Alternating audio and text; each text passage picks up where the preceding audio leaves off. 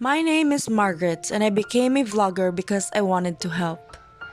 Help comes in many forms, whether it be sharing facts and information, financial, and even physical support. With vlogging, I was able to showcase my skill, love for the environment, and my love for the community, especially people in need. Being nominated as the best vlogger of Cebu for this year meant that my efforts were not only seen but also valued. Being valued locally and even nationally meant I was able to help people in both my clients and audience side. I have helped a lot of small businesses by providing relevant and useful information about their products which my viewers value at an international scale.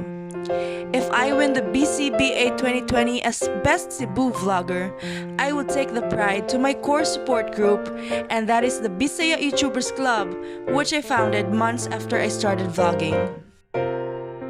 To start off, akong tawagon ang founder ng BYC, si Madam Margrette. Madam today! Okay, so kanina nandiyan ko mag-share ka. So, October 2018, I started vlogging and out of nowhere, I realized na dagang Facebook siya, mga page, mga group na mga YouTuber, pero wala dyan nag-Cebu-based gani. So, that's why I created the Bisaya YouTubers Club without any intentions na mang-join lain. So, I'm really thankful na nag-feel so, walay founder, there is a group. Everyone is equal, everyone are YouTubers, so kinabangay lang ka. So, ang ako ra gyud gikwaan og kanang kusog is prayers ra gyud. Prayers mao ra gyud na kay murag mas dako gyud ang ato ang pagsalig sa Ginoo.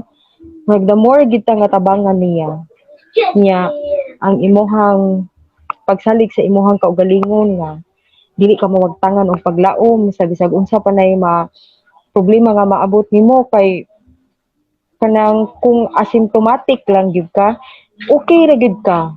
Dili ra gyud ka matildi ni COVID. Look! It smells so good. Hello everyone and welcome back to my channel. My name is Margrette, and if you have not subscribed to my channel, kindly do so by clicking on the subscribe button below and tapping on the notification bell so that you will be aware of new uploads. It's so soft. Look. Walang ka force. So yun na kayo siya hulbuton.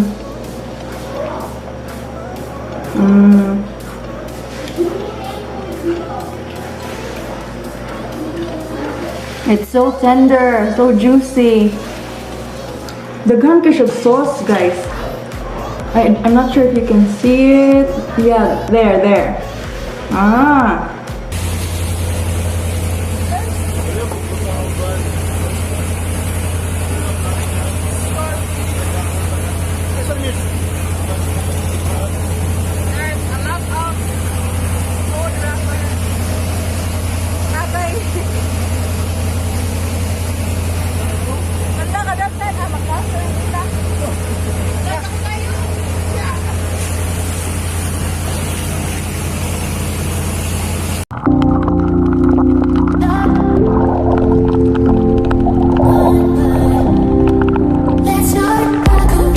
So, medyo hunas na.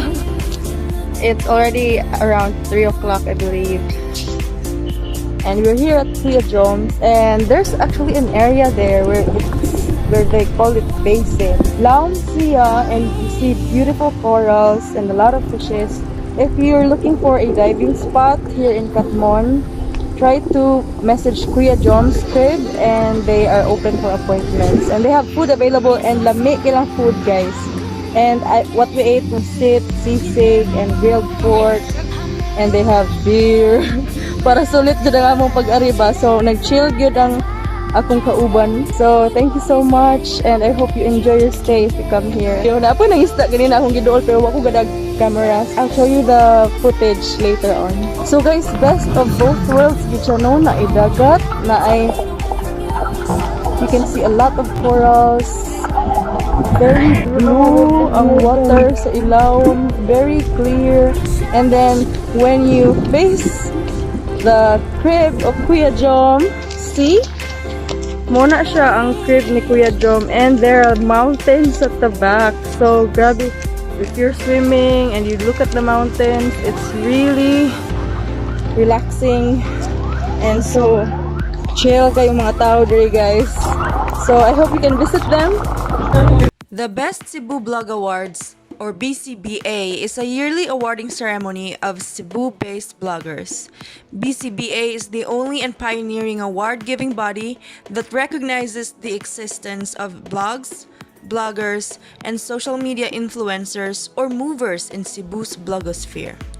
It acknowledges the existence and the importance of Cebu bloggers in the Visayas and in the Philippines. BCBA aims to recognize the finest blogs by Cebuanos and Cebu-based bloggers, which are at par even with their foreign counterparts. Best Cebu Blog Awards is organized and handled by blogger volunteers headed by Cebu Blogger Society, or Mark Monta. Judges for the Best Cebu Blog Awards by niches are changing every year. The Best Cebu Blogs Awards is not possible without the help of the following partners and sponsors.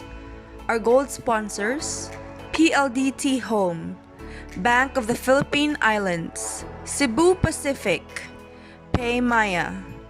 Our bronze sponsors: Starbucks Philippines. Our blogger partners: Cebu Blogger Society Incorporated, Cebu Fashion Bloggers, Cebu Content Creators, and Memo Writer. Our official photographer,